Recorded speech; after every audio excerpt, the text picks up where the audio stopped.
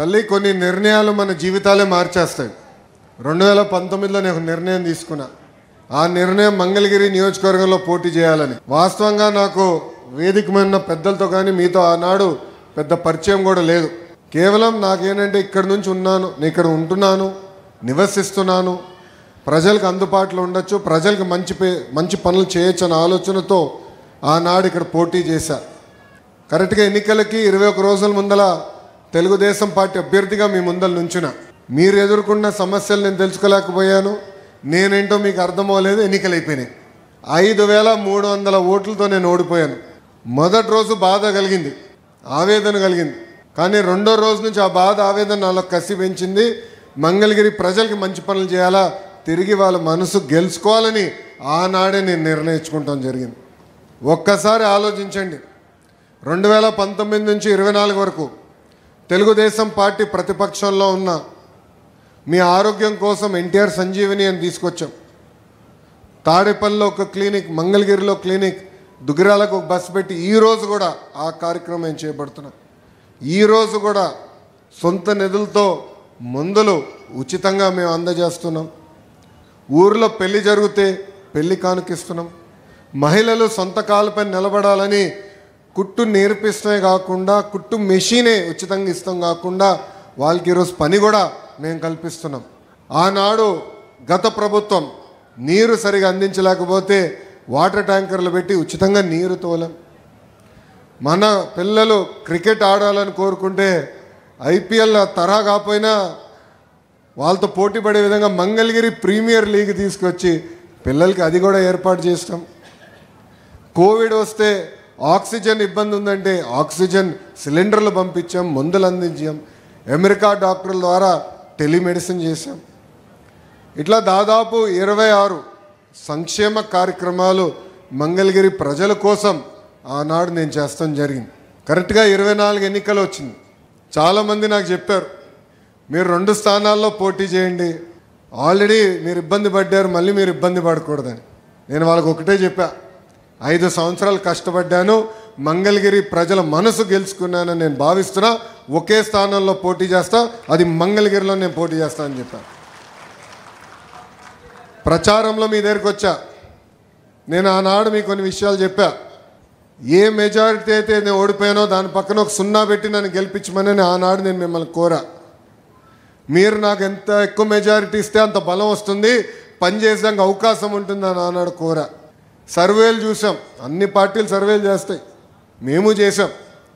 కుప్పం కన్నా వెనుకబడి ఉన్నాం 1%. కానీ ఆ రోజు మీరు చూపించిన ప్రేమ అభిమానం నేను చూసి నేను బాబు గారికి ఛాలెంజ్ చేశా, మీకన్నా 1 ఓటు మెజారిటీ ఎక్కువ నాకు వస్తుంది సార్ అని. అప్పుడు బాబు గారు అన్నారు, కుర్రోలు స్పీడ్ ఎక్కువ మీకు అని.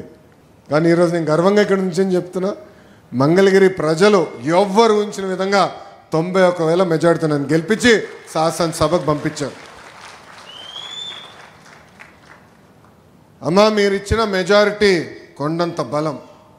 దశాబ్దాలుగా మనకున్న కళ ఆసుపత్రి, ప్రభుత్వ ఆసుపత్రి, 100 పడకల ఆసుపత్రి, ఆంధ్ర రాష్ట్రంలో మొదటి 100 పడకల గవర్నమెంట్ ఆసుపత్రి మంగళగిరి నియోజకవర్గానికి శాంక్షన్ అయింది. 13వ తారీఖు శంకుస్థాపన చేస్తున్నాం. కరెక్ట్గా 1 సంవత్సరంలో ఆ ప్రాజెక్ట్ కూడా పూర్తి చేసే బాధ్యత చిల్లపల్లి గారు తీసుకుంటున్నారు. ఆయనది బాధ్యత, మాది కట్టాల్సిన బాధ్యత అయింది. ఎందుకంటే ఆయన ఇప్పుడు chairman, medical development corporation chairman, ఆయనే సంవత్సరంలో కట్టి చూపిస్తారు. పార్కులు, చెరువులను అభివృద్ధికి చేస్తున్నాం. ఇంకో పక్కన భూగర్భ డ్రైనేజ్, భూగర్భ నీరు, భూగర్భ గ్యాస్, భూగర్భ కరెంటు ప్రాజెక్ట్ కూడా నేను చేపడుతున్నా. జూన్ మాసం నుంచి ఆ కార్యక్రమాలు, జూన్ జూలై మాసంలో ఆ కార్యక్రమాలు కూడా చేపడతాం. ఇంకో పక్కన మీరు చూస్తే చాలామంది నన్ను అడిగారు, కింద లక్ష్మీ నరసింహస్వామి దర్శనం అయిన తర్వాత పానకాల స్వామి దగ్గరికి వెళ్ళాలంటే ఇబ్బంది పడుతున్నాం అంటే ఉచితంగా ఈరోజు బస్సు కూడా పెట్టాం తల్లి. మన మంగళగిరి నుంచి తాడేపల్లి నుంచి ఎయిమ్స్ కూడా వెళ్ళాలంటే 2వ బస్సు కూడా ఈరోజు ఉచితంగా మన ఎన్డీఏ ప్రభుత్వం ఏర్పాటు చేస్తాం జరిగింది. ఇట్లా ఇచ్చిన ప్రతి హామీ ఒక పద్ధతి ప్రకారం మేము నిలబెట్టుకుంటూ పోతున్నాం. ఆనాడు నేను మీ దగ్గరికి వచ్చినప్పుడు మీరందరూ ఒకటే కోరారు, దశాబ్దాలుగా మేము నివసిస్తున్న ప్రాంతం ఇది, మా తల్లిదండ్రుల దగ్గర నుంచి ఇక్కడనే ఉంటున్నారు, మాకు ఇక్కడనే ఈ ఇంటికే మీరు పట్టా ఇవ్వండి, శాశ్వత హక్కు వచ్చే విధంగా చేయండి అని ఆనాడు మీరు నన్ను కోరారు. నేను ఆనాడే చెప్పా, మొదటి సంవత్సరంలోనే ఒక విడత నేను చేస్తాను. రెండోది ఎండోమెంటు, ఇంకో పక్కన మనకు వచ్చేగల రైల్వే భూములు ఇంకొక సంవత్సరం పడుతుందని ఆనాడే చెప్పా.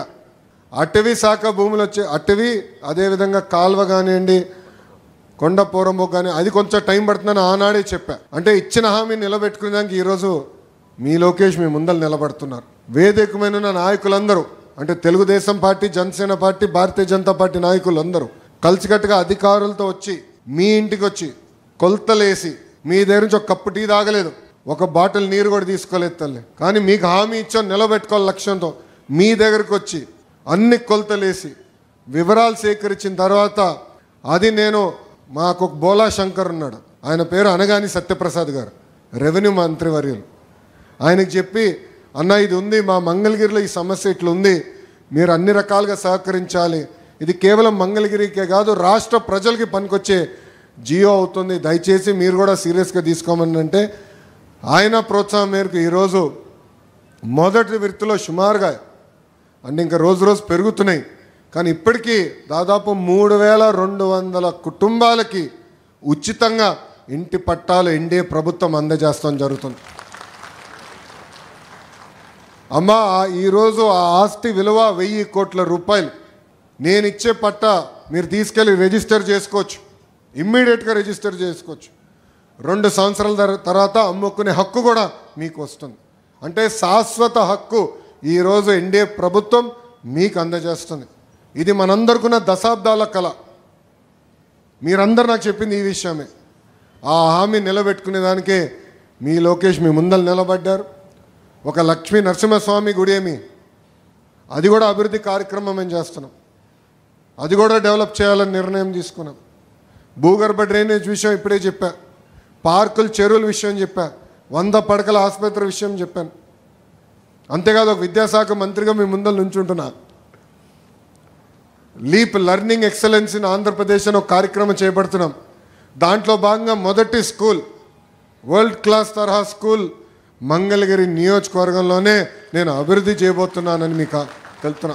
కాంట్రాక్టర్లు కొంచెం భయపడుతున్నారు తల్లి, ఎందుకంటే నేను ఎక్కువ టైం ఇవ్వట్లేదు. 50 రోజుల్లో ఆ స్కూల్ మొత్తం రూపురేఖలు మారిపోవాలని చెప్తున్నా. ప్లే గ్రౌండ్ కట్టాలి, మిగతా విషయాలు ఉన్నాయి. ఇప్పుడే చెప్తే మళ్ళీ మీరు తేలిగ్గా తీసుకుంటారు, కట్టిన తర్వాత మీరు చూడాలి. నిన్నే మాట్లాడా, మీరు 50 రోజుల్లో పూర్తి చేస్తేనే మీరు ప్రాజెక్ట్ తీసుకోండి అని చెప్పారు. అంటే ఒక పట్టుదల, ఒక కమిట్మెంట్తో నేను పనిచేస్తున్నాను. చాలామంది అడిగారు ఏంటన్నా మంగళగిరి నుంచి బయటికి రావాలి, ఎప్పుడు మంగళగిరి అయినా అంటే ఇచ్చిన హామీ నిలబెట్టుకున్నాక ఉన్నాను. ఆ కార్యక్రమాలన్నీ పూర్తి చేస్తా, తర్వాత నేను రాష్ట్రం అంతా వస్తానని వాళ్ళు చెప్తాం జరిగింది తల్లి. అది నాకున్న చిత్తశుద్ధి తల్లి.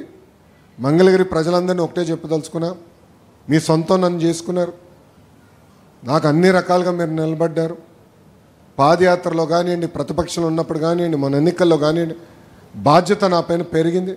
వేదిక పైన ఉన్న నాయకులందరం ఒక పట్టుదలతో, ఒక క్రమశిక్షణతోనో అవినీతి రహిత పాలన మంగళగిరిలోనే కాదు రాష్ట్రంలో అందించాలి లక్ష్యంతో మేము పనిచేస్తున్నాం.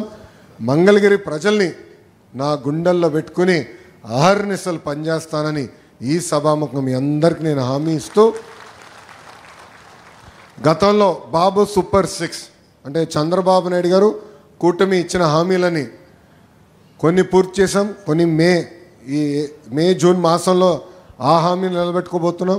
ఇంకో పక్కన మంగళగిరి నియోజకవర్గానికి ప్రత్యేకంగా నేను కొన్ని హామీలు ఇచ్చాను. ఆ హామీలన్నీ కూడా యుద్ధ ప్రాతిపదికంగా అమలు చేసే బాధ్యత మీ లోకేష్ తీసుకుంటాడని మీ అందరు తెలుపుకుంటూ, నాకు ఇంత అద్భుతమైన అవకాశం ఇచ్చిన మంగళగిరి ప్రజలందరికీ పేరు పేరున నా హృదయపూర్వక ధన్యవాదాలు తెలుపుకుంటూ మీ అందరి దగ్గర నుంచి సెలవు తీసుకుంటున్నా. అందరికీ నమస్కారం. జై హింద్.